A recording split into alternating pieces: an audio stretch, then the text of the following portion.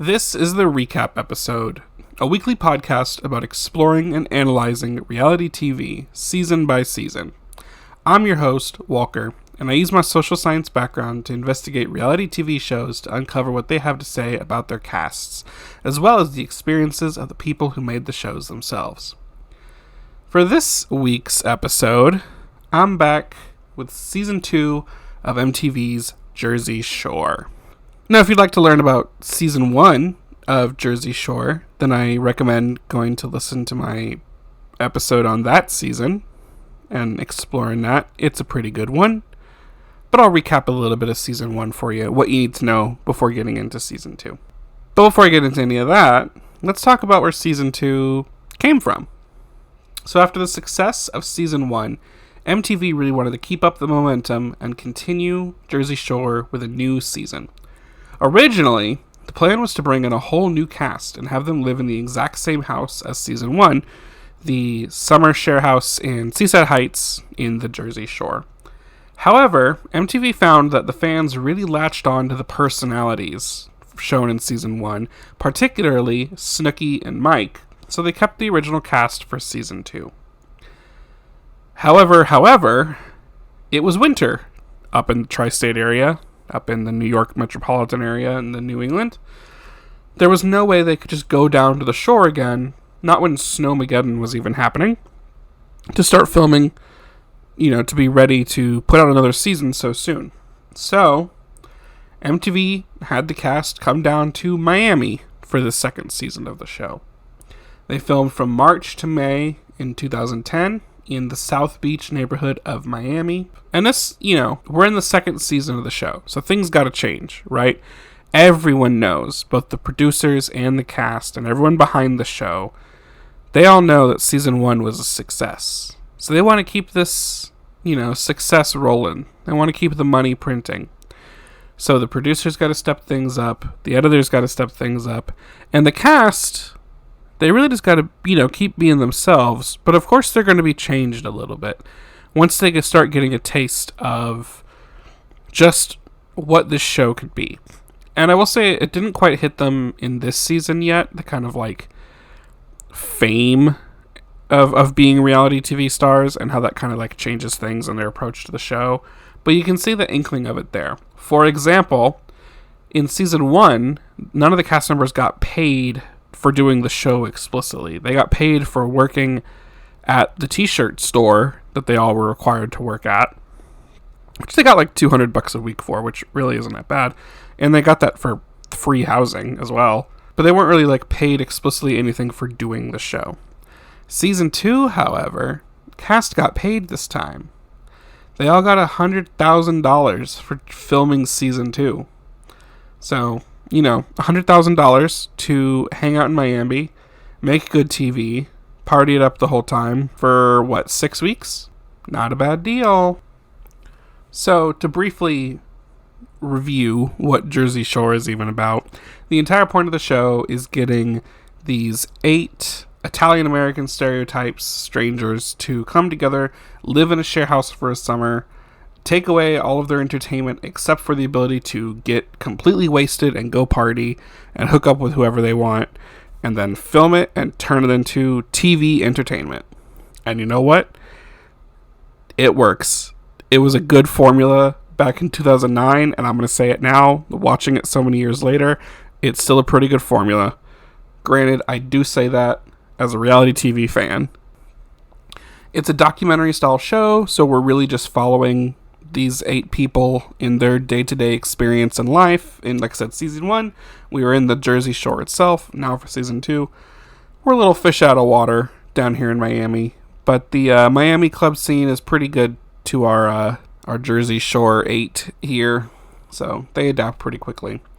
Episodes of Jersey Shore mostly consist of many different clips and scenes assembled into an overarching story or two, plus some small little pastiches of the cast members' lives. For example, there might be an overarching plot that has to do with an argument between 2 of the cast members, and we might also get some clips of 2 of them going shopping or having a spa day or going to work at the shop they work at for this season. Just sort of stuff intercut to kind of pad out the episode and keep the main dramatic stories kind of stretched out for a little bit longer. So you get your typical documentary style footage just following the cast around. We also get camera room confessionals that are recorded by the cast members themselves, I found out in a little behind the scenes thing. And then we also get interview confessionals during which the cast members provide commentary on events after they occur. If you've watched reality TV, you'll recognize all of these, especially the interview confessionals, where you're watching some of your documentary style footage of something happening, and then you have a quick cut of one of the cast members sitting in a chair, green screen behind them, providing narration or commentary on what you just saw, and them kind of thinking about it however many days or hours later. Our cast consists of DJ Pauly D, Mike the Situation, Nicole, also known as Snooki, Jenny, also known as JWoww, Vinny, Ronnie, Sammi, and Angelina. Just to briefly go over Season 1, although again I will definitely recommend my previous episode on Season 1. They mostly party it up, they drink a lot, they hook up a lot, and they fight a fair amount. And that's the appeal. Also, all of these cast members just have really big personalities. They're really easy to latch onto and remember what they're about. They don't get too complicated or too complex. But it is interesting when they try. And you know what? For me, and for many other viewers, that is entertaining. It's engaging. Some of the most important developments from Season 1 to know about going into Season 2. Angelina started off Season 1 on the wrong foot with most of the house due to being a vibe killer, mostly. She ended up leaving the house only a few episodes into the season after some problems with being away from her boyfriend, who was currently going through a divorce, and of course not getting along with anyone else in the house. So she's back. Snooki started off Season 1 kind of rocky, but quickly became the center of the group's kind of big found family when everyone came to her defense after she got punched in the face while out of the bar. And she kind of became everyone's friend. You know, she didn't really have any major problems the rest of the Season 1, except for some arguments with Mike towards the end. The four dudes are the dudes. In Season 1, Pauly was mostly in the background. Mike positioned himself early on as the leader of the house and the gang, and kind of pissed off the ladies throughout the season in various ways. And Vinny was kind of just there doing his own thing. Sammi and Ronnie were one of the big central stories of Season 1. After some early playing around with the others in the house, those two ended up together and in a decently committed relationship throughout the rest of the season, although they also had some rocky moments along the way and some fights and arguments. They were still together at the time of the reunion for Season 1. However, there was a big blow up during the reunion. You know, allegedly, who knows if that was actually real. And they actually start Season 2 both single, not together with each other. Season 2 aired from July 29th to October 21st, 2010. We had a nice 13 episodes this time, so it was quite a bit to watch through. And I initially started to get a little lazy while watching this season. You know, I watch the episodes, I take notes on not only what's happening, but what I find interesting, as well as any of my commentary I want to remember for later. The back half of the or midway through the season, I was like, okay, there's not a lot happening in these episodes. Maybe I don't have to take as rigorous notes. And then the entire back half of the season had so many things happen in such quick succession that as I was sitting down to try to sort of pull my thoughts together to make this episode, I had to go rewatch the last half of the season a second time to go back and get everything. So I have watched Season 2 a lot. Very intently. And I'm ready to talk about it. But because we have 13 episodes, that would take me forever if I tried to outline in detail every single scene we saw, an event that occurred. So instead of going episode by episode, as I normally do when I recap shows like this, I'm going to cover kind of the major overarching stories of the season. Especially because also the episode structure was a little bit more geared towards that this time. They did this in Season 1 as well, where they will have big plots broken up over 2 episodes. It's a tactic to get viewers to stay tuned for next week, of course, right? They did that a lot more this season. It felt like almost every single episode ended on some kind of a cliffhanger, or something dramatic that we'd have to wait to be resolved until the next week. Or for me, 30 seconds later, when the next episode started up. Which, by the way, you can watch Jersey Shore on Paramount Plus. You can also watch it on Pluto. Both have the same amount of ads, so pick your poison there. Episode 1 kind of eases us in, so I will cover Episode 1. The gang travels to Miami. They're all reunited, and some seeds of some future stories are planted. We start with some story updates from everyone. Snooki is currently in a relationship with a guy named Emilio. She tells us she's determined to not cheat on him while she's in Miami. She ends up traveling down to Miami with JWoww. They road trip the whole time down. They have a fun little excursion in Georgia. It's fun. They're also the last ones to show up at the house. Mike and Polly also drive down to Miami together. Polly comes from Rhode Island. He picks up Mike in, I think, New York City. And then they drive all the way down. They get into their own hijinks involving some fireworks and getting their car stuck in the mud. And then also getting the AAA vehicle stuck in the mud. So a second AAA has to come help them. Sammi tells us she's single again. That's about it. Ronnie is also single again, but he's ready to be on the prowl. Vinny is Vinny. In season 1, we're shown him in relationship to how much of a mama's boy family guy he is, because he's always with his big Italian family, and we're shown the exact same thing in this season. We literally join him again at another family meal, which is the exact same way we were introduced to him in season 1. They have Vinny on lock. And we also get updated by Angelina, who is back after her early departure in season 1.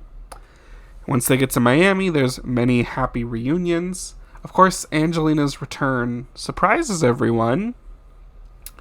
And then while Sammi and Ronnie have come down to Miami, both single, Sammi still has some feelings for Ronnie and is expressing hesitations about doing all this again and being in the house with her ex. All of this ultimately comes to a boil when there's like tension and awkwardness and all these things. At the end of episode 1 ends with a fight between Sammi and Ronnie about unresolved conflicts and feelings between them. Sammi goes home to be sad, while Ronnie goes out to the club to get wild. And in a way that completely disregards any of Sammy's feelings. But also, from Ronnie's perspective, they're both single. And he just wants to do what he wants to do. That was episode 1. Kind of sets some things up. I will, and I'll get into that, what those things are, shortly. I just want to mention one more thing. In season 1, they worked at a like t-shirt and souvenir shop that was owned by the same guy who owned the house that they were staying in. That was part of the like agreement. They get to stay in the house for no cost, but they have to work at the store. If they're fired from working at the store for whatever reason, they can't stay at the house anymore. That is technically how Angelina got booted. She refused to go into work after a particularly rough series of days. And Danny, the guy who owns both, basically was just like, okay, then you're out, bye. In this season, they're working in a gelato shop. It's cute. They have to scoop gelato. It's pretty fun. Vinny really likes it because the guy who owns the shop is like, quote, real deal Italian, and Vinny's family is Sicilian. So it seems like Vinny really gets along with the guy who owns the gelato shop in like a fun and cute way. Okay, so the first of the major plot lines that I want to cover in this season has to do with Sammi and Ronnie and this on-again, off-again drama relationship thing they have going on that, honestly, just going to say it now, by the end of the season, got a little tiring. So, in episode 1, both of them are single. There's a little bit of awkwardness when they get to Miami. Sammi even begins to have second thoughts about participating in this season and coming down to Miami once she faces the reality of Ronnie being around. During the first night out, when the gang all goes out to party, Ronnie and Sammi have an argument over some things they never really hashed out and resolved. And then at the club, after Sammi leaves to go home with the ladies after being upset from this argument, Ronnie is dancing, getting with tons of women. However, when he returns home that evening/early morning, he goes and gets into Sammy's bed and spends the night there with her. which he has no recollection of due to how drunk he was. Although the guys then vouch for him when Sammi asks him later what he got up to the previous night. Later, during episode 2, Sammi discovers that one of Ronnie's exes is in his phone book. When she confronts him about this, an argument breaks out that ends with them angry at each other. Most of the gang, being Mike, Paulie, Vinny, Snooki, and JWoww, all have a discussion about Ronnie's behavior at the club and agree that he's being messy behind Sammy's back. Even though, again, they're not together at this moment. Later on in episode 2, some things seem to have been hashed out and they seem to be okay. Sammi even goes with Ronnie to watch him get a tattoo and keep him company. And by episode 3, it seems like things are going well for those two, and they're kind of all back to normal, back to their state they were at in season 1, when they were all nice to each other, romantic, doing things together all the time. However, later in that same episode, when the whole crew goes out to party, Ronnie gets, exceptionally messy drunk, to the point where, everyone's commenting on it, and when you watch the footage, you're like, wow, this guy's gone. This upsets Sammi, of course, and he tells her to just go home, which she does. While staying out at the club, Ronnie then proceeds to get with a handful of different women and go crazy the rest of his time out that night, which everyone still also notices, or at least those who are still out at the club. But then, again, he still comes back home and gets into Sammy's bed to spend the rest of the night with her. Ronnie's playing it in her face, right? He's having the cake and eating it too. He's living it up in Miami. Later in that same episode, on a different day, different night, Sammi tells Ronnie she doesn't want him to go out. She wants to just hang out with him, spend the time with him. However, the rest of the gang, particularly the guys, are going out, and Ronnie keeps saying he wants to make the most of Miami, so he chooses to go out. Meanwhile, Jenny and Snooki discuss the Sammi and Ronnie developments, and they really struggle to decide if they should tell Sammi what Ronnie's been doing behind her back when she's not around. How he's hanging out and hanging all over all these different women at the club when he's out, and then coming home and trying to be all putting the schmoves on her at the same time. Later on, when people all get back from going out the club, Sammi tells Ronnie that him choosing to go out when she asked him not to was a test that he failed. This frustrates Ronnie because he doesn't like these kind of games. She then asks Ronnie why he's even with her, and he says, you know what, I don't even know. So then Sammi decides she's done, doesn't want Ronnie to speak to her for the rest of the time they're in Miami. And that was episode 3. The ladies all go out for sushi the next day, including Angelina. She's making her strides here to try to get in with the groups, and I'll talk about her after I wrap up Sandy and Ronnie. Angelina, in particular, was also one of the only ones who stayed out at the club when Jenny and Snooki had come back home, or doing their own thing. Angelina mentions how much it sucked going out with just the guys, because Mike, Vinny, and Paulie were all doing their thing to get ladies, and she was kind of left alone. Hearing this, Sammi asks, well, what about Ronnie? What was he doing? And there's a silence at the sushi lunch table. Angelina doesn't want to reveal what was going on, and Jenny and Snooki don't want to share what they have heard either. However, Sammi is definitely picking up that something odd is going on. She's not stupid. She's a smart girl. For the most part. Later, the gang plays some game that ends up with the group being asked, have you ever cheated on your GF or BF?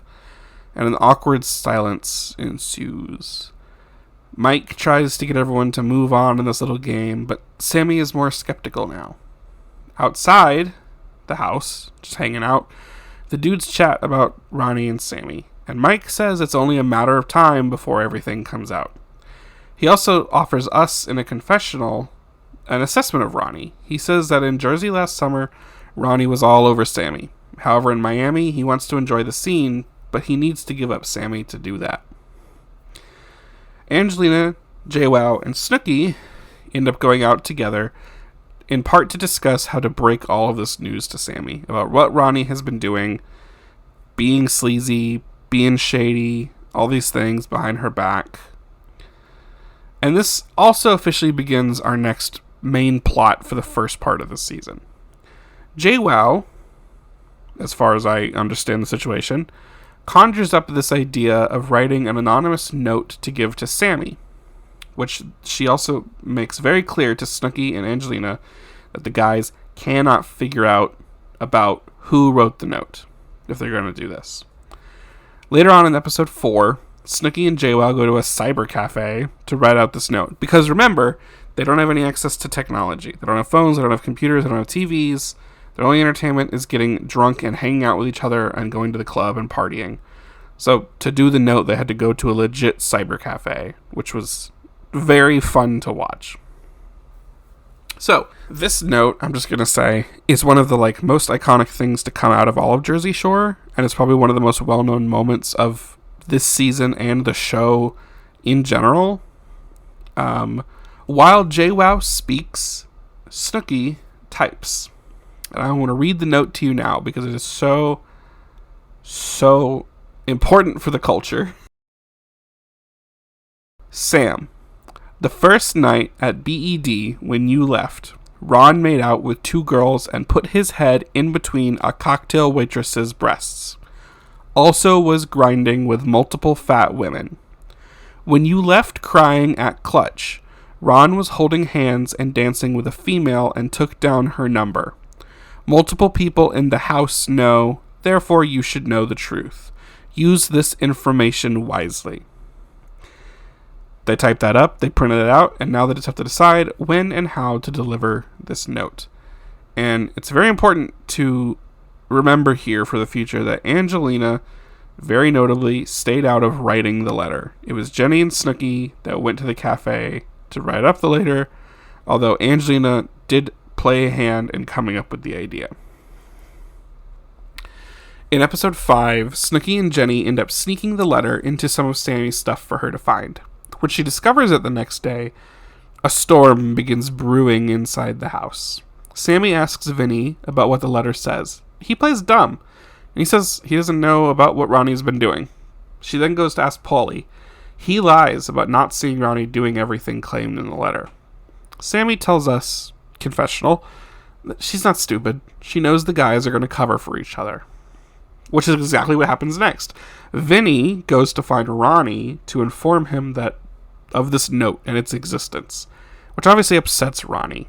He goes to read it himself, and he can already tell that it was either Snooki or Jenny. Probably Jenny, because Snooki wouldn't use the word wisely. A soft read for Snooki, but love the investigation. I love the astuteness, the insight from Ronnie here.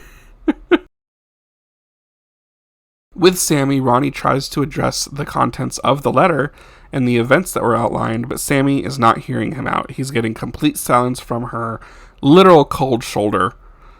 He asks for forgiveness, but she's being silent. He also tells us in confessional, however, he thinks he can talk his way out of this mess, and that he's more mad about the existence of the letter than what is talked about in it. And he says, honestly, everything in it really wasn't that bad. Ronnie had his moment of clarity, and now he's back to being whatever this is. Sleazy is the best word I can think of. Sammi then confronts Ronnie. Did he make out with anyone? First, he says he doesn't remember, and she demands a yes or no. He says, I don't think I did. And then there's footage of him making out with the multiple women. Shout out to the editors of this show. They know exactly how to insert a clip for both comedic and strategic effect. Sammi presses him about getting a girl's number. He does admit to that. She says, that's disgusting. I also point out here, Ronnie does this strategy when he starts arguing, particularly with the women, where because he's like a tall and very big muscular dude, he tends to just kind of put himself all over the women he's arguing with. Mostly it's Sammi, because that's who he spends the most of the time with, but I think we've also seen him do it to Snooki before. Which doesn't help because she's also very, very small herself. But he corners them, or puts his arms up around them on the wall or whatever. This is a strategy that he uses, and it's a little rough to watch when you notice it. Just pointing it out. He's doing it to Sammi here to yell at her. All of the guys say that the only one at BED with Ronnie that night was Angelina, and she wouldn't say anything. Jenny and Snooki call home. I believe they're at work at the gelato shop at this moment. They call home to try to talk to Angelina to get an update. Well, Sammi picks up the phone, and she asks Jenny, point blank, if she wrote the note. Jenny denies. She says when the Clutch and the BED stuff happened, which are the two of the clubs, she and Snooki went home with her those nights. The only one that was out with the guys was Ange. Jenny then fills Mike in on the note. He thinks this whole thing is hilarious. And in confessional, he says, you know what? It's funny because everything in the note is true. Sammi at this point just wants to know who wrote the note. Jenny still plays innocent, and Sammi suggests maybe Angelina wrote it. And Ronnie, since he has a pretty good idea of who wrote it, but no confirmation yet, says he's no longer friends with Jenny and Snooki. Later on, after the note discovery, Ronnie tries to talk to Sammi. She says, nope, don't ever talk to me again. But of course, Ronnie has to go in and have the last word and try to break things off. And then he gets really vindictive. He immediately, after being shunned by Sammi again and having no recourse to getting back with her, immediately goes to call up some other woman he knows from his phone book, someone from out of town that might come visit, and you could tell was just like waiting for this call. Sammi tries to go see who he's talking to. He lies and makes up some dude's name. And now everything is truly, really over. Sammi and Ronnie are apart again. However, their story for the season and the story of the letter doesn't end just yet. Sammi continues on her quest next to find out who wrote the letter and how they knew what Ronnie was doing. She asks Mike, and he confirms that, hey, whatever's in the letter, that's what happened. That's all Mike's saying. Snooki finally has enough of all of the tension, and she decides she wants to go tell Sammi that it was her, Jenny, and Angelina. Angelina steps in and says, hey, wait, no, I was not there. I did not write that. But Snooki says, okay, but you were involved in planning, though. And Snooki gets a little annoyed here that Jenny actually agrees with Angelina that she wasn't directly involved. And then when all this kind of happens, Jenny starts to get mad at Sammi also for being just so naive and stupid when it comes to what Ronnie is doing and how he's behaving. And then we finally reach a standoff because it kind of just builds and everyone shows up at the same time, and Sammi confronts basically everyone about the letter. She just wants to know who wrote it. Who made the letter? No one speaks up, but Jenny and Ronnie are yelling at each other about it. Sammi goes off to be alone and to contemplate now that she's feeling very isolated from the rest of the group.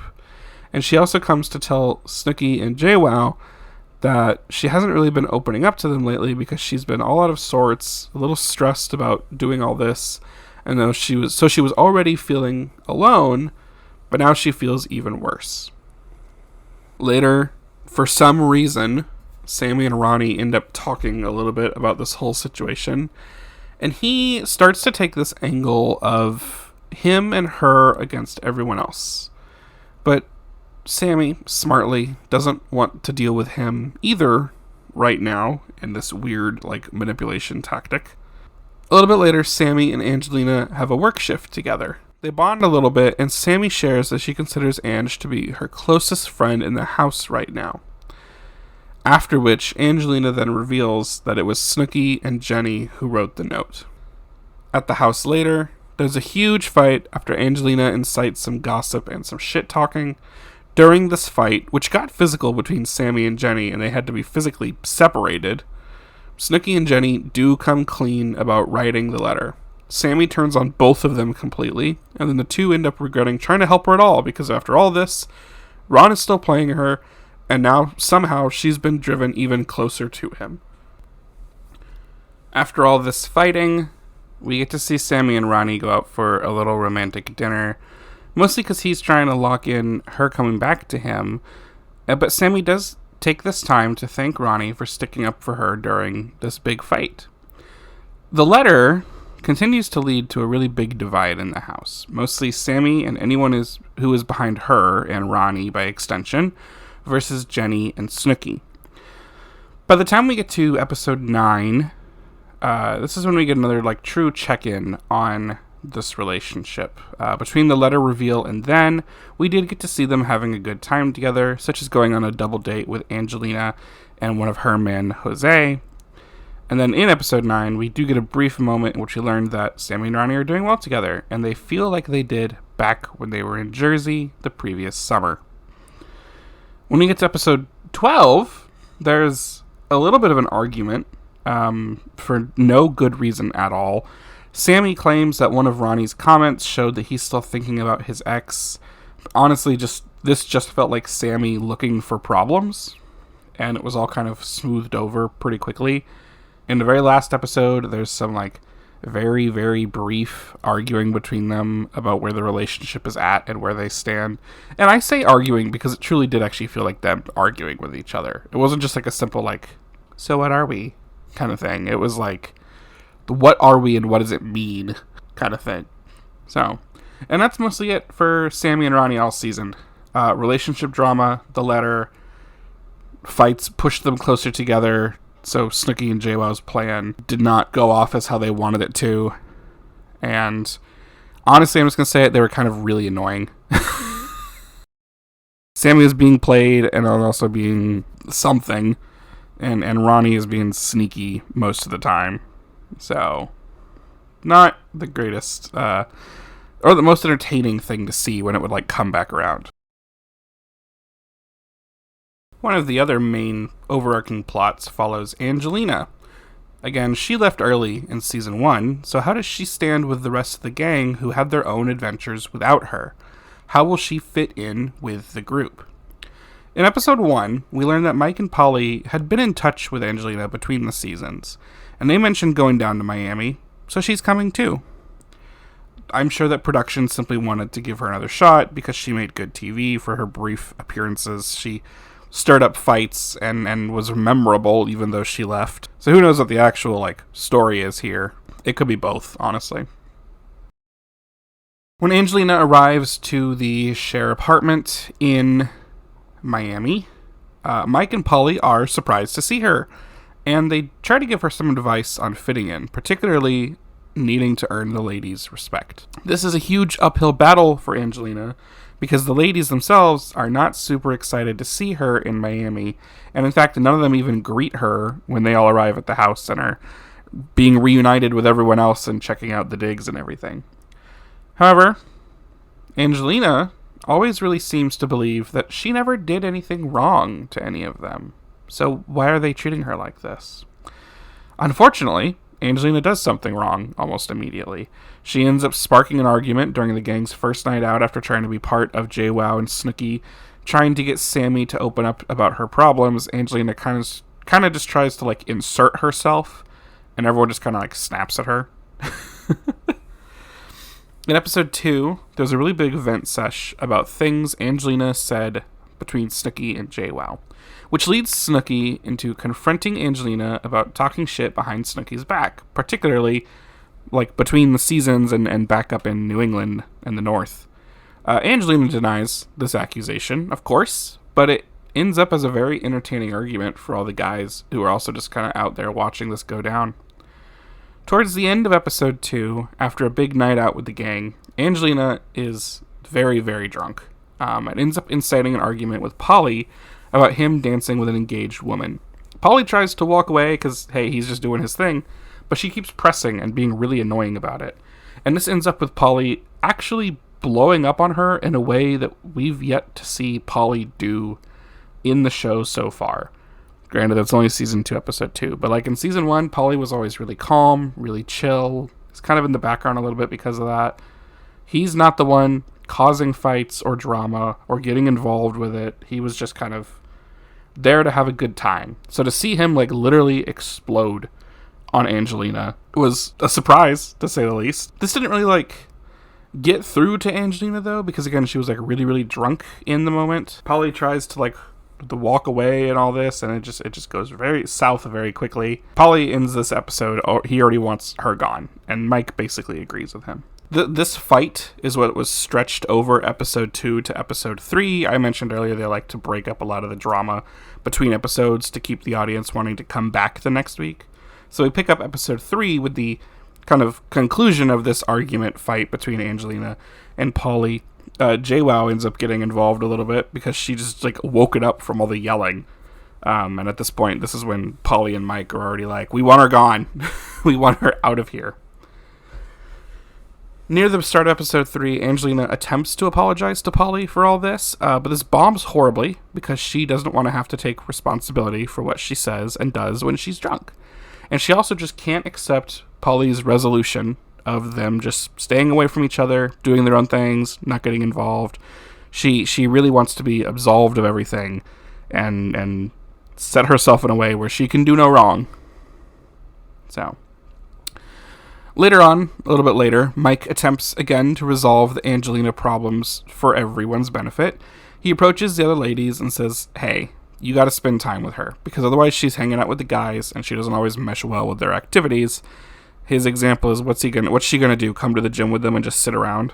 So JWoww, to that, states that she really wishes Angelina would just say what she thinks and means, rather than lying and playing dumb, playing innocent.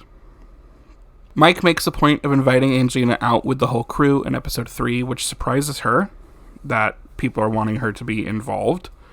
And when they're all going out in that episode, Snooki does empathize with Angelina a little bit, feeling out of place, because that's how Snooki felt at the start of season 1, so they decide to talk. And Snooki finally convinces Angelina to come clean about talking behind all their backs and doing all this drama and lying about it and making stuff up and avoiding taking responsibility. And Snooki is like very thankful for this. She appreciates it. She's like, thank you, that's all you had to do. Now you can be part of our family, right? Although Angelina still thinks that she didn't do anything wrong and admits that she mostly did that just to appease and make progress to the other members of the house. In episode 4, while Jenny and Snooki are doing their little mission with the note, Sammi and Angelina spend some time together. And during this hangout, Sammi tries to push Angelina to share anything she knows, because that's what a good friend would do. And they're friends now. And Angelina says she would share what she knew if she knew anything. And then she proceeds to not share anything and lie in Sammy's face, because again, Angelina was the only one of the ladies out at the club seeing Ronnie do all of his stuff. Now I'll repeat, Angelina did not participate in the direct writing of the note. When Snooki and JWoww update her that they wrote it, Angelina tries to make it extremely clear to them that she does not want to be part of this plan at all. Especially because Sammi had been pressing her so much earlier in the day about what she knew about Ronnie's behavior. JWoww tells us briefly in a little confessional that if Ange ends up telling Sammi who wrote the letter, then she's going to go after Angelina physically. And I'd believe it. It's JWoww. In episode 5, while Sammi and Ronnie and the letter stuff is all going on, because that was when the letter was discovered, Angelina starts to kind of get on the other house members' nerves a little bit. Irritates them, mostly because she refuses to help out as much as the others do with the housework. While this one moment here does end up with her and Mike arguing, he ends up apologizing and things are smoothed over, but keep this in our back pockets for later. Put a pin in this. We're going to come back to it. Shortly after the letter is discovered and Sammi is attempting to figure out what all is going on, Angelina is having her own little adventures in the background. She meets a guy at one of the clubs that she's really into. His name is Jose. Jose is going to stick around for a little bit. He introduces a brand new story for Angelina and something for the rest of the house to badger her about. A little while later, and this is around the same time when Angelina reveals to Sammi while they're working together that Snooki and Jenny wrote the letter, there's a little side scene outside of the letter stuff that's happening, where Angelina overhears Jenny talking on the phone to her boyfriend, Tom. In season 1, there was some kind of on-off stuff with JWoww and Tom regarding, like, being faithful and whatnot, but they're still together at the start of this season. And it looks like JWoww calls him regularly to kind of update him and let him know what's going on and all the things that are happening. Not super long conversations, just very quick little check-ins. Angelina overhears this, and she decides to then go tell Polly that Jenny was talking shit about him on the phone. And then Vinny goes to inform Jenny about what Angelina was just spreading around. We're getting into like he said, she said territory now. Somehow, and I say somehow because this all kind of happened really quickly, and I watched it like 4 times in a row, and I still couldn't quite figure out how the like fight ended up happening. This all devolves into a huge fight between everyone, during which people confront Angelina about wanting to play both sides of arguments and things she's involved with. This is also when Angelina really starts disliking Vinny for doing this, and kind of ratting on her, I guess you could say. A little bit later, Angelina is working a shift at the gelato shop, and Jose drops by to surprise Angelina. He's all guzzied up in a very nice suit. He looks great. He got her a new watch. Brand new watch. She loves it. Everyone is impressed. And this opens up the whole house for a conversation about how Angelina should let Jose sleep with her because of everything he's done for her and with her at this point. He stayed the night before at this point, but without anything like further developing and happening. He bought this watch for her. They've gone out a few times. Everyone's like in agreement that like Angelina should stop stringing this dude along or using him in whatever way she's using him. As these episodes progress, Angelina then starts to get closer to Sammi and more antagonistic towards Vinny and also Mike a little bit. We're going to focus on Vinny first, because then after a night out, and like Angelina and Vinny at this point are like yelling at each other constantly. It's she hates him. In the cab back home, Angelina and Vinny end up all over each other in the back seat, making out, faces pressed together. Everyone's like, what in the world is happening? And once they get home, they end up in Vinny's bed together. So then, of course, everyone gets into talking about this. And a lot of the house agrees that Angelina is wrong for hooking up with Vinny, who she hates, and not giving anything to Jose, who is her current actual fling. He even got her a watch. Mike and Polly think that Angelina needs to come clean to Jose. And Snooki is also disgusted with Angelina's behavior. Mostly because, at this point, this is now Snooki's sloppy seconds because she got with Vinny earlier. Sometime later, also in episode 8 at this point, Angelina asks Mike not to say anything to Jose about her hookup with Vinny, despite her also being all over a different guy completely at the club. When the whole gang goes out later that episode, Mike approaches Jose and he says, "Oh, hey dude, Angelina has something she needs to talk to you about. Has she talked to you about that yet?" So Mike kind of forces her into this admission, and she does admit to hooking up with Vinny. But things end up seeming alright for now. Later, there is a small celebratory birthday dinner for Jose. It's Jose and Angelina and Sammi and Ron. While Sammi and Angelina step away briefly, Ronnie and Jose talk, and Jose expresses some frustration with Angelina's expectations that he be loyal to her without the same kind of arrangement on her behavior. Sammi also makes a confessional comment at this time that while Angelina is her friend, she doesn't exactly trust her because of her behaviors. That night, Angelina and Jose do not hook up, but he does sleep over again. And the next day, after Jose leaves, everyone asks how the night went, and Angelina lies, saying, yes, she did sleep with Jose. She did everything, finally. And everyone's like, great! Unfortunately, for Angelina, this now means that Mike has some ammunition to go all out and talk about how crazy it is that she's hooking up with Jose right after hooking up with Vinny. Basically in a 24-hour time frame. Hold on to that. Mike is building like an arsenal of ammo to unload against Angelina eventually. In episode 9, Angelina's friend Gina comes to visit for a weekend. This visit makes Angelina break down a little bit because she's stressed out in Miami with all the drama, and she misses home and her support there a ton. And seeing Gina, and Gina brought some dresses from Angelina's mom for her, it's just a little bit too much for Angelina in a moment. However, she's fine later. They go out to the club, and she's all over a completely new man, one named Dennis, who was another of Snooki's recent escapades. So, more of Snooki's sloppy seconds again. Polly calls Angelina out for this behavior. We'll come back to that later, too. Also during this episode 9, Mike really starts to go in hard on Angelina's habits around the apartment, particularly her cleanliness. So while he is cleaning and filling garbage bags, doing dishes, cleaning the kitchen, cleaning bathrooms, all this stuff, he decides to prank her, give her a little taste of her own medicine by hiding a used pad under her pillow. Later of that same episode, in that same day, Angelina brings back a dude she met at the beach with Gina, whose name also happens to be Mike. So I'm going to call him Beach Mike. He's unfortunately just kind of around when all this next stuff happens, particularly when Angelina confronts Mike the situation about the pad under her pillow and they get into an argument. Situation also goes to talk to Vinny about Angelina picking up yet another guy despite Jose still following her around. And then Situation calls her out for sleeping with 2 dudes in 24 hours, which incites Angelina to throw a drink in his face, or punches him. It's kind of hard to tell. And she claims that, no, she didn't sleep with Jose. So now she's caught in a lie about that. So that's great. Also, Beach Mike is still around just watching all of this. It's really awkward. Eventually, Polly gets him to leave, and he's like, hey, bro, this is like a family argument. You gotta go. And Beach Mike is like, okay, yep, taking that cue to get out of here. This fight between Angelina and Mike, and soon to involve many others, ends episode 9 and starts episode 10. Once Beach Mike leaves, everyone turns on Angelina.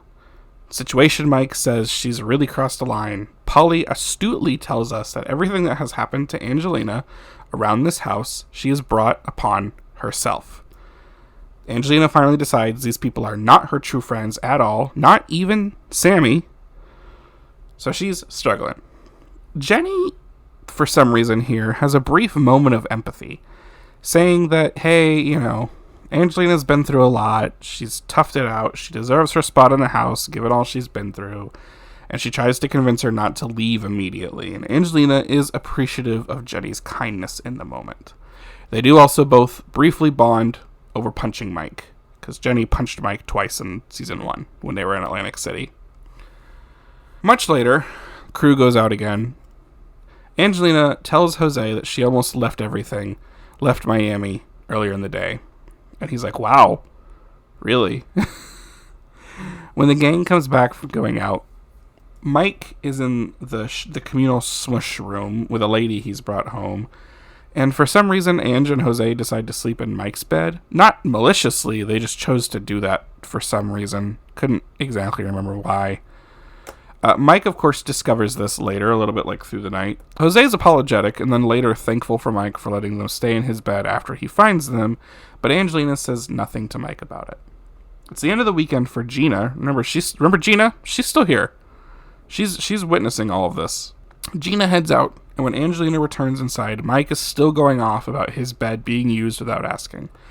Mike just wants her to admit she should have at least asked, and she just says, no, dude, no, drop it. Drop it. Jenny and Angelina talk about the possibility of her leaving next, and Angelina is unsure. However, Jenny then talks to Polly and Mike and says, hey, Angelina might leave. She's thinking about getting out of here and abandoning all this, which is enough for both of them to start spreading rumors that she is just in fact leaving 100%. So basically, the whole group goes out later. Mike asks Angelina, because she's just kind of like sulking in the living room. He says, hey, what's your plan? Do you want to go out with us? And she goes, well, from myself, I'm going to figure out what I want to do. Which just like confuses literally everyone. There's like multiple confessionals here where they're like, huh?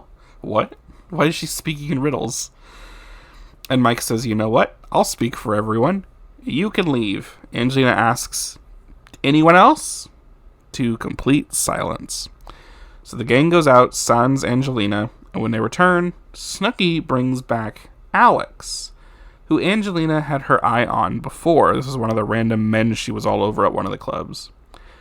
Angelina presses Alex about this, but then Mike and Polly cut in to ask her, hey, how's Jose? This man she's allegedly with, this fling, this continuous thing she's got going on. If she's so pressed about Alex, how's Jose doing? So she starts to argue and talk back, and then Snooki hits her with Angelina, this is why nobody likes you, because you won't shut up. So now it's time for a Snooki and Angelina brawl. Snooki fully does the, like, taking off her hoop earrings, gives them to someone to hold, and then launches herself at Angelina. Mike has to move some furniture out of the way so they don't wreck it. They start on the couch, they end up on the floor, they move to a different part of the room.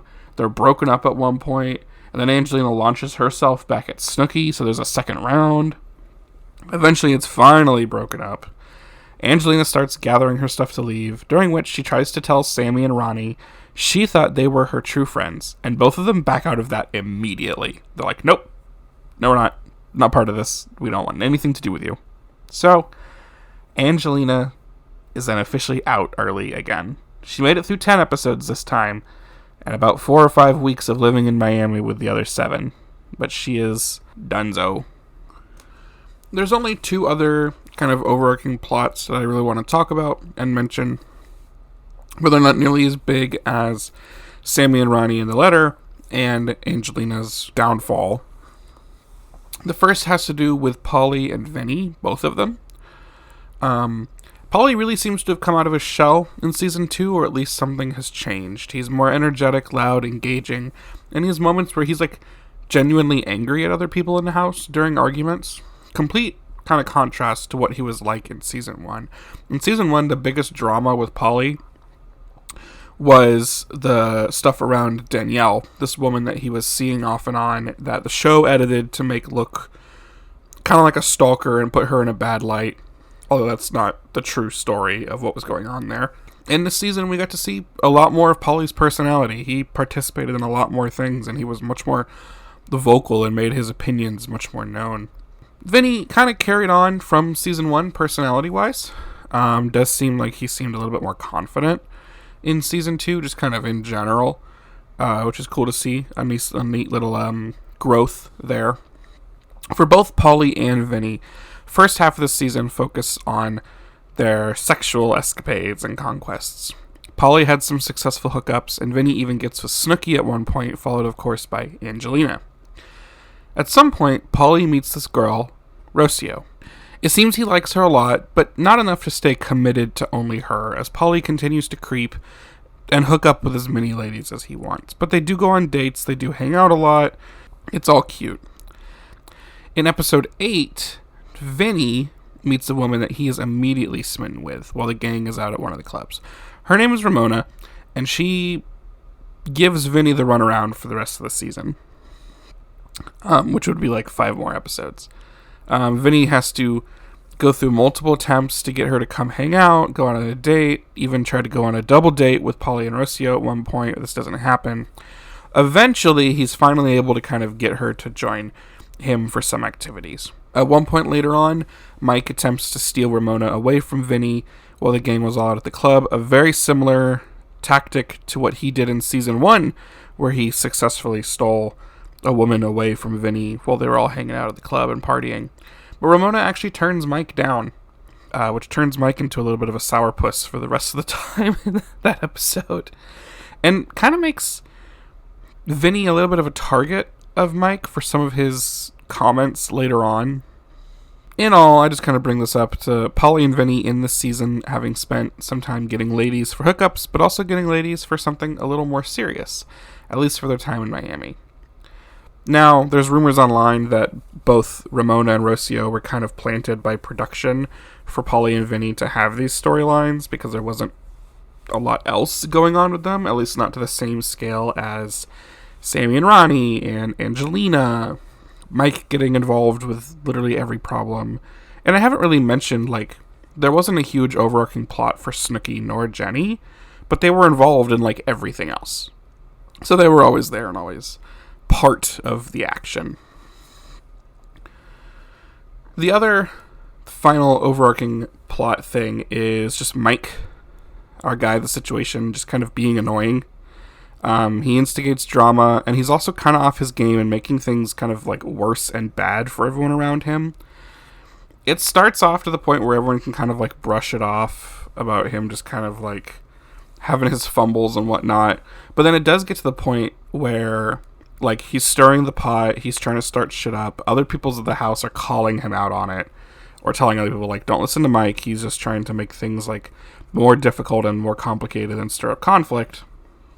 But it also gets in the way of other members of the house's goals. Specifically, there's multiple instances where Paulie, who is normally Mike's wingman, or his right-hand man, Mike ruins, like, a hookup opportunity for Paulie multiple times. To the point where Paulie kind of, like, tells him and then also tells us in confessional, he's like, I can't deal with this anymore. This is not good. He's like, Mike is getting on my nerves. And then, of course, Mike and Angelina were at each other pretty regularly. Mike positions himself as kind of like the leader, the captain, a patriarch of sorts of this little found and constructed family. And part of his kind of house rules is that while he is fine doing a lot of the work and maintaining everything, he likes to cook for them, and he does it frequently. I heard behind the scenes they have at least like 3 meals together each week, which Mike is like assembling for all 8 of them. He, asks the others to like help out with cooking, help out with cleaning, go in to get the groceries, whatever it may be. And Angelina just was not doing that. So that, of course, went against Mike's rule as he saw it. And so that led to arguments between them. Now, allegedly, I did some research online and I found out that Mike's problems and his behavior in this season could partially be explained by some comments made by Vinny and Ronnie that Mike was more focused on getting and using drugs rather than women and doing anything of the behavior that they're kind of used to with him. I don't know if I believe that or not. I'm not really here to discuss, like, what really went down, what's the tea, But I do have some notes from when I was watching where I noticed some particular behaviors that would align with that speculation, where I was like, wait a minute. This isn't normal Mike the Situation behavior. This is like someone who's looking for a bump behavior. All that, however, my analysis is conducted outside of the realm of talking about what actually happened, what really went down. I like to focus on what was just on the screen, shown to us, and I talk about the reality if it's truly necessary. This season was entertaining, and it was engaging, and I definitely thought it successfully followed up and was a good sequel to season 1. Definitely MTV made the right move in sticking with the same cast instead of trying to pull in a brand new cast just to be able to stay in Jersey. This is the move. We like all their personalities. They're easy to latch onto and kind of remember what each character is about. They're not super 3-dimensional. They party, they fight, and then they make up, and then everything repeats. And then they talk about the partying and the fighting. Right? Not super complex. The characters are easy to latch onto. And easy to watch and follow the storylines and everything. And I kind of like it. I do like, as well, that the story structure was a little different this season. Like I said previously, most of the season 1 episodes felt like we got a good amount of time with everyone in each episode. You'd get, here's Snooki and Jenny doing something. Here's Sammi and Ronnie doing their thing. Paulie and Mike are off on their adventure. And Vinny is also hitting up this lady. And Angelina was gone by this point in season 1. We always would get like a little bit of everyone. But for this season, it felt like they focused a lot more on these grander storylines. So we still got like events and scenes with everyone in each episode. But if like the plot for that episode is mostly focusing on, say, Angelina and her problems with Mike or anyone else in the house, we may only get like a scene of Snooki and Jenny going out to get their nails done or something for quite a while. They might leave Snooki alone for a bit, editing wise, to focus on everyone else. And I did notice this happened a few times where I'd be watching and I'd kind of be like, hey, wait a minute, we haven't seen from Snooki in a while. We haven't heard about Ronnie and Sammi in a moment. Like, what's going on? And they were just kind of put in the background mostly while the story revolved around different members of the house. There could have been some more production setups. You kind of have this second season syndrome where everyone kind of understands that the stakes are now raised. You had a good first season, and now you've earned a second season, and you want to make sure that you can keep it and do it well to see if you can get a third season, and so on and so forth. So you kind of know what the people liked, And you want to kind of play into that. And everyone is doing it. Production is playing into that to try to set things up that they think audiences will latch onto, but also what they think that their editing team can turn into good, entertaining stories. Editing team themselves is looking for the right storylines and the right clips and scenes to kind of piece together to make something that will be entertaining and engaging. And your cast members themselves also now have a little bit of a taste of, these are the things from our first season that were successful and that people talked about the most. And even if we like it or not, any press is good press in this kind of realm, in this work. So let's give them more fights. Let's give them more relationship drama. Let's give them more hijinks, right? Which is why I also kind of think just a little bit that Mike's behavior throughout the season was him trying to kind of like instigate stuff and stir things up just to make sure that there would always be something truly reality TV style entertaining always going on. Whether it is one person picking on another to the extent of a full physical fight. I get a kind of sense that that's something Mike was trying to do a little bit. And I think it worked, but I think also this crew of people have the street smarts and caught on pretty quickly, because there was, again, plenty of conversation between cast members about being like, don't listen to Mike, he's just trying to get under your skin and get you mad. So, in my first episode on Jersey Shore, when I covered season 1, I talked about 2 big themes that I think Jersey Shore talks a lot about, and I think season 2 expanded on those.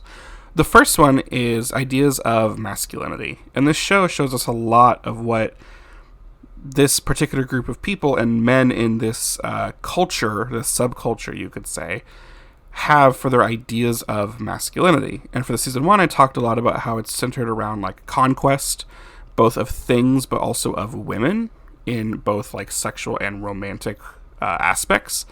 And that definitely carried forward here. There's still, all the dudes still have goals of getting with women they deem beautiful and attractive. They want to get with as many as they can. No real consideration for a lot of like the feelings and whatnot. And we see this through all of them. We see it with Ronnie wanting to make the most out of his time in Miami, and then having to try to, play both sides of that game, where getting what he wants out of going out and partying, but also trying to be with and appease and be good to Sammi. Although, is that really what he wants? We see it with Mike, because he does his continuous, every time he's out, he's trying to bring home a different woman. It's not a successful night for him unless he does. And then Vinny and Polly. Although Vinny and Polly's is kind of a, separation from the norm here, right? Because Vinny and Polly both have these storylines about having these more romantic and committed interests with these specific women they meet and get to know really well. So that's sort of a antithesis to the typical ideas of masculinity. I also found it interesting the expectations of masculinity that are put on men by other men. In season 1, we saw this with kind of the expectations of the wingman and how some dudes are expected to handle the, quote, grenades, which are the unattractive women that you end up running into when you're out and about. It's part of the wingman's job. If your bro wants to get with this attractive lady and the lady has a friend who's a grenade, then as a wingman, you're supposed to entertain the grenade. That's the whole idea. That's a element of the masculine expectations of this group and part of kind of like their social codes. But there's a little bit more to it in this season, I noticed, with kind of like the bro bond and the like respecting dudes and sticking up for each other, particularly around the note. Sammi went and confronted both Vinny and Polly about the contents of the note before she went to talk to Ronnie. And Vinny and Polly both knew what Ronnie was doing. Both of them lied to Sammi about the note and its contents and knowing anything or what they could tell her. And then immediately once the coast was clear, Vinny went and told Ronnie about the existence of the note, what's in it, and, kind of updated him and kind of like covered for him. Which really goes to show kind of, how the men in this group and this subculture, and really it's kind of like a statement for like expectations of masculinity and relationships among men in this like time period, which still exists today for sure, but how they stick up for other men even when it hurts the women that they claim they're close to. When I discussed and analyzed season 1, one of the other big themes that really stuck out to me and kind of like really made Jersey Shore worthwhile watching, in my opinion, if you're someone who like, I'm not sure I'd enjoy this show, what value does it have for me? And I find Jersey Shore, especially season 1, to be a very good story of a found family and a constructed kind of built family of people who aren't your blood family. And season 2 definitely builds on this and also asks some very interesting questions. Primarily, the one that stuck out to me the most and I was thinking about is it right for family to keep secrets from each other? And particularly this has to do with all of the stuff around Ronnie's behavior, not telling Sammi about any of it, and then the mechanism of trying to tell her about it through the letter that ended up blowing up in Jenny and Snooki's faces, and not going at all the way they had planned. Should they have told Sammi about Ronnie's behavior sooner? How should they have told her? Would it have been okay to wait as long as they did if they just came out and said it, rather than trying to do the sneaky thing with the letter? And so there's the ideas of like, is it right for the family to keep the secrets from each other? And particularly, that's what Sammi ends up really struggling with throughout this season. It's not particularly put onto the surface. She does mention a few times feelings of isolation because of the secret keeping among the group. But this is kind of like Sammy's personal little battle here. Is this kind of like, if she has to kind of decide if she thinks it's right for the people that she's come to treat as this new type of family, is it right for them to keep these secrets from each other? And when the secrets do come out, how should she feel that this information was withheld from her? Should she be vindictive? Should she be vengeful? Should she still be appreciative but recognize that it could have been delivered sooner?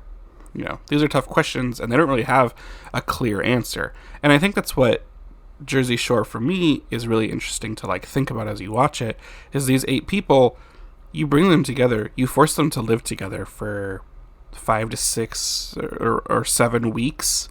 They have no entertainment. The only thing they can really do is drink, hang out, go party, and that's it.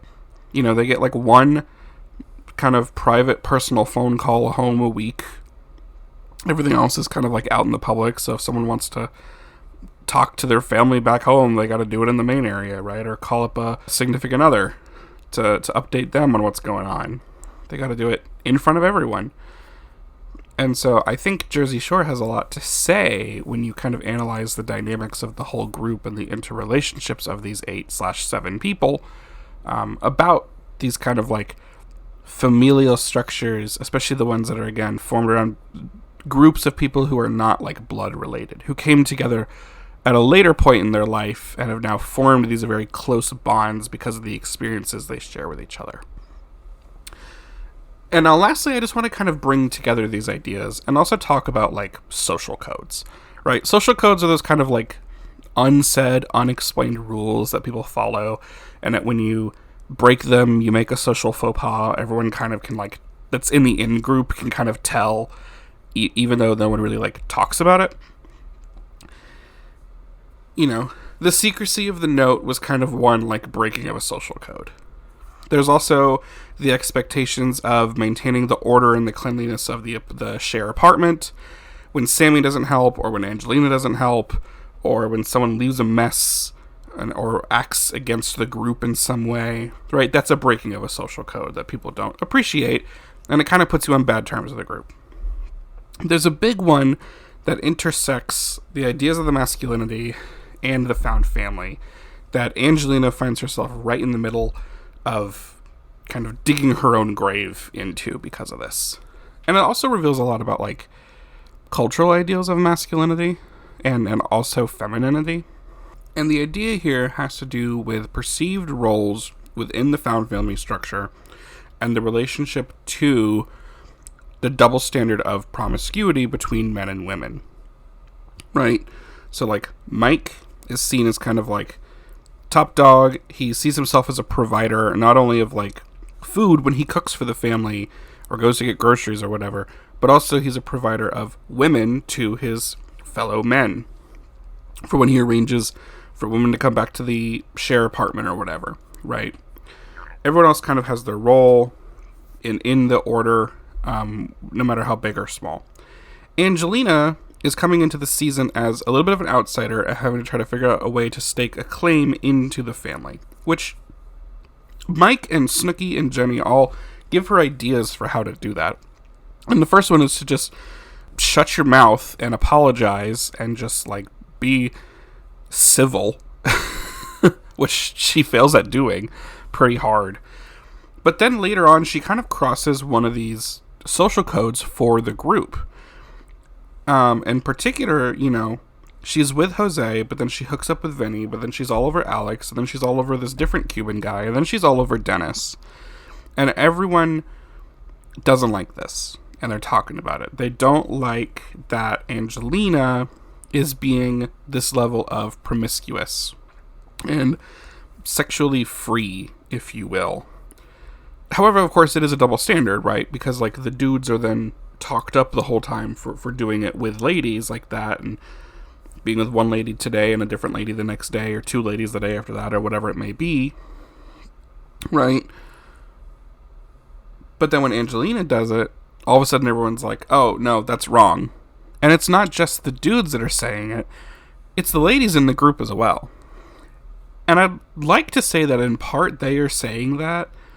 Again, it's like 2010, so we weren't exactly doing third and fourth wave feminism as much as we were later on, right? At least in pop culture. But I think in part the ladies kind of would have been more on her side with her doing whatever she wants with whatever men she wants if they actually liked her. Because Snooki in the same season hooked up with Vinny. There was a brief potential thing with Polly at one point. She had hooked up with Mike, or they almost sort of did in the end of season 1. And then she had Emilio as a boyfriend at the start of this season. She was interested with Alex later on. She was with Dennis at one point. And no one ever is talking bad about Snooki for any of that, you know. So it's kind of this constant, like, Angelina constantly violates the social codes that puts her in a bad position. So then once she does something that can not only be talked about openly among the group because everyone agrees with it, but kind of like expanded and made into a bigger event than it kind of really is, then that's kind of where it, like, that was kind of like the nail in the coffin for Angelina. It wasn't necessarily like anything explicitly that she did to any of the people in the group, although none of that really helped. This was kind of like the writing on the wall, I should actually say, when everyone came together to attack her about this one particular behavior that she is doing. It's a breaking of a social code. It brings in these ideas of what are the expectations of being masculine or feminine within this subculture. And it's these ideas of, like, Angelina, you left in the first season, you came back, but you're never going to be part of this family. And guess what? Angelina never comes back, except for, like, a cameo way down the line, I think in season 6, or maybe 5. She's gone for good. So, all that said, that was the second season of Jersey Shore. Thank you so much for listening to the recap episode. I'm excited to get into season 3 of Jersey Shore and cover that in a couple episodes from now. Please like, follow, rate, share the podcast with anyone you think would enjoy it. You can also follow me on social media, on Instagram at The Recap Episode, and on YouTube at The Recap Episode Pod. Again, thank you so much for listening, and now it's time for me to go write my own letter to reveal the secrets of someone in my life and their behavior out at the clubs.